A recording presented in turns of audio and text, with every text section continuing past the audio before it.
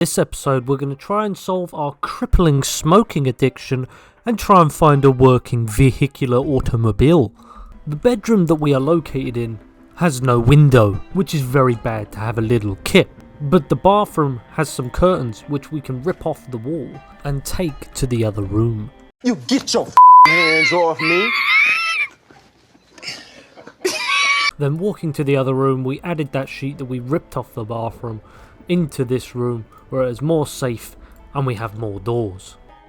We took a brief sit down. Derrick notices he has a trapping book in his inventory, so proceeded to read it whilst also at the exact same time write down on the map what houses have been ransacked to living. Redoing the bandage again, we still notice our arm is still infected. Derrick felt the need to wash away his sins by having a nice bath. Like a man, I can shake a my fanny, I can shake a my can. After that very strenuous bath, Derrick has decided to call it a night. And guess what that means? We've survived till day 3, baby! Oh yeah! After waking up at 4 AM, we have to redo the bandage again! With the trusty frying pan, we spotted an enemy on the ground. That fight was the equivalent of me fighting Stephen Hawking, and now we have made our way around the camp to try and find some loot and a working vehicular automobile. Room SWAT clear, a psychic cop killer, Derrick Yassy clears out the remaining rooms in the caravan and notices a group of zombies coming his way. You're a fucking ugly bitch. I want to stab you to death, then play around with your blood.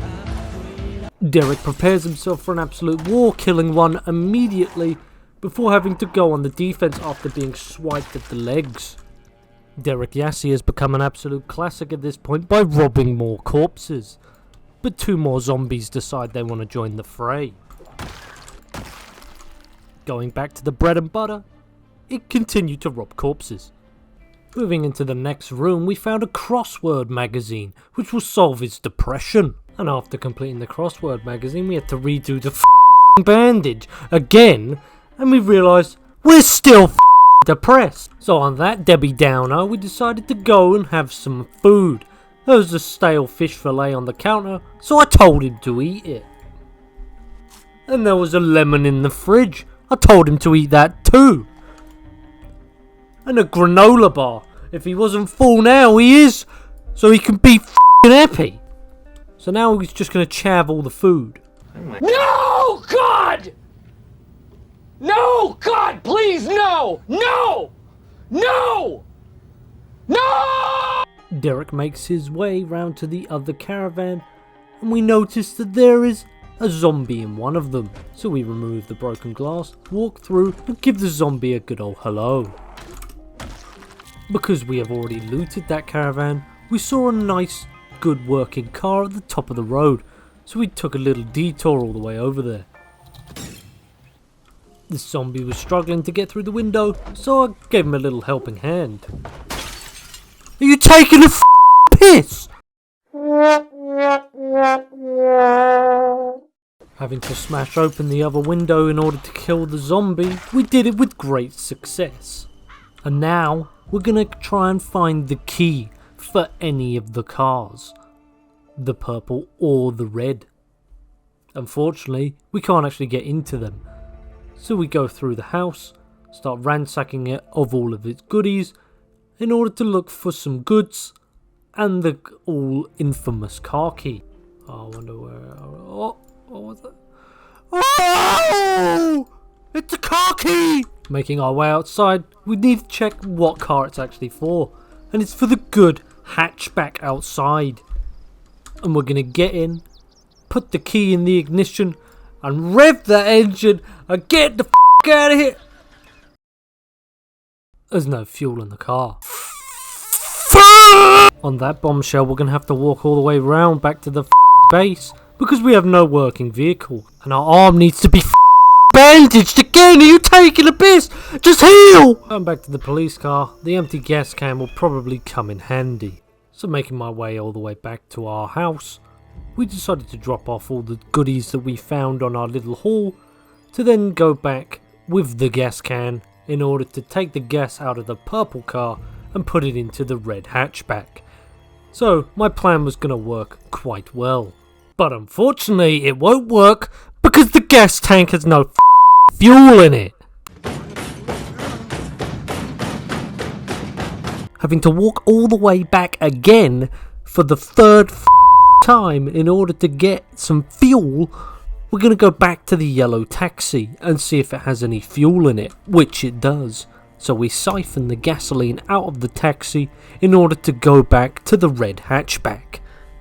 After siphoning all that up, we had to walk all the way back.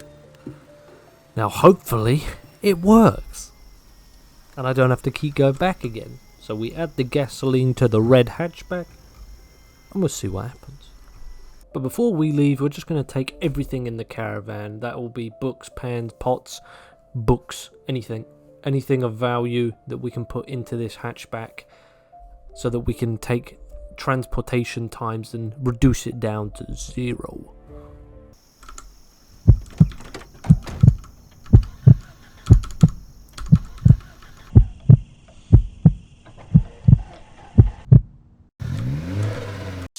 Yes! Hell yeah! Hey, come on, baby! Come on! Yes! Come on!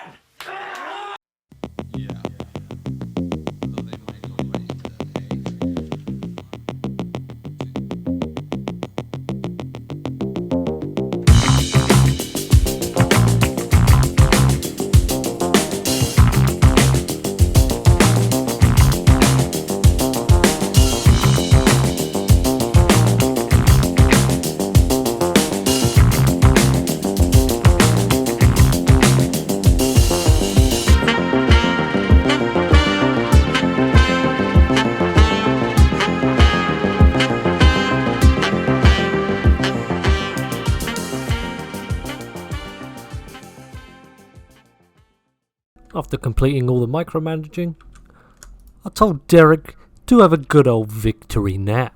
And you all know what that means. We survived till day 4, baby! Oh yeah! Hoorah, baby! Hoorah, hoorah, hoorah! Waking up at 3 in the morning, we heard some zombie noises out back. So we ended their life pretty quickly. We got into the car and took a little detour into the realm of the unknown. But during the ride we had to redo the bandage again. I swear to God, this bandage. Heal, goddammit. Heal! My back! Oh, my back! Making our way all the way round, we saw 2 cars in the distance, but unfortunately what followed is a bunch of zombies with them. So we reverse back, get a little vantage point on them, and we start to go ham. Round 1, fight!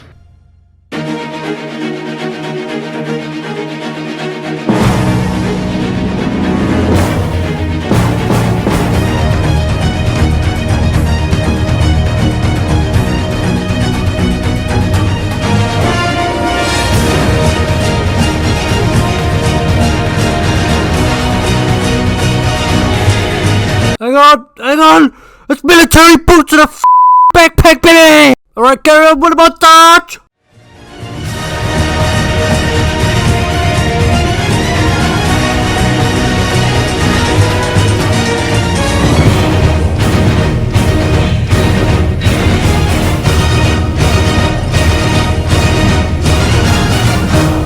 And from all of our efforts, we have now become him.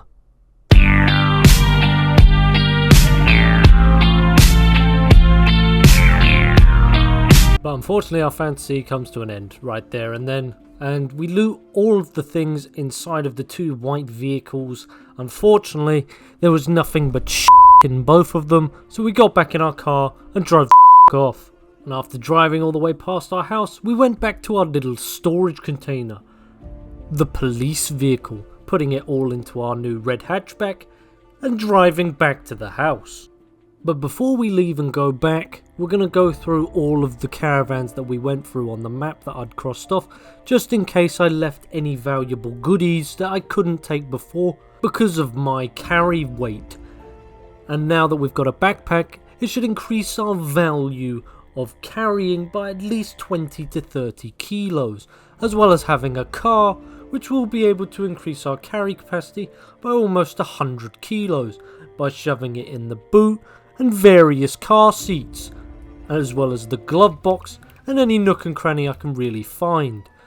So going into this very nice caravan, we found some good video games to keep ourselves boredom down, as well as a microwave which we will clearly chav. And then we go through clearing out all of the rest of the caravans, as well as marking down on the map which caravan we've actually been to, just so we don't make that mistake of going back into it. And on our finds we find a very valuable CD, Constant Worship, and you know what that means. We carry on looting the rest of the caravan, putting it in our backpack and then going back to the car and dropping it off on any of the seats. Marking it down on the map, we then go to this caravan topside. We couldn't get in through the door, so we went through the window, sat down and tried to lower our boredom by watching some TV. But unfortunately, there was a zombie knocking on the door. He will knock 4 times. Unfortunately for the zombie, we're not going to wait for 4 knocks, we're just going to kill him outright. And then we're going to proceed to loot everything in this caravan, and then go to the other caravan and loot that one as well.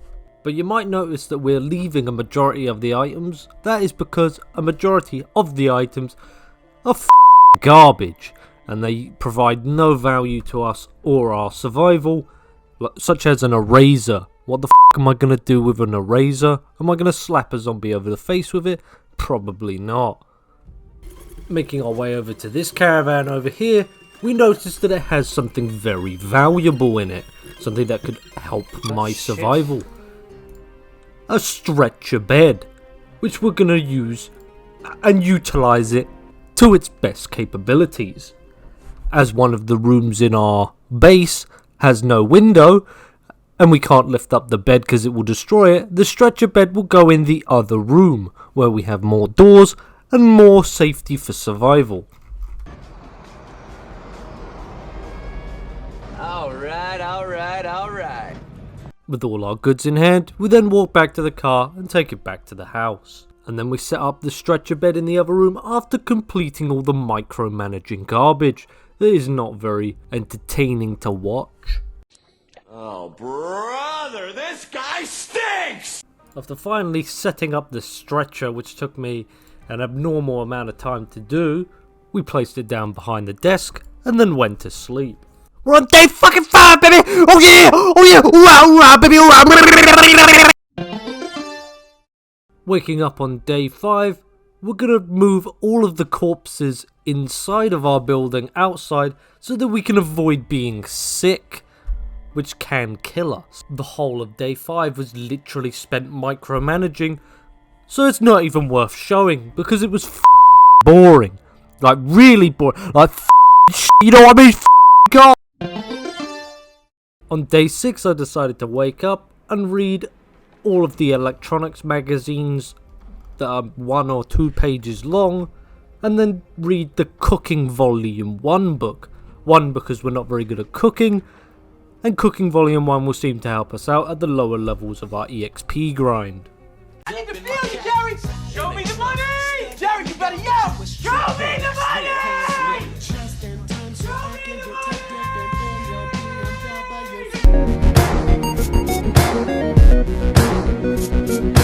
money!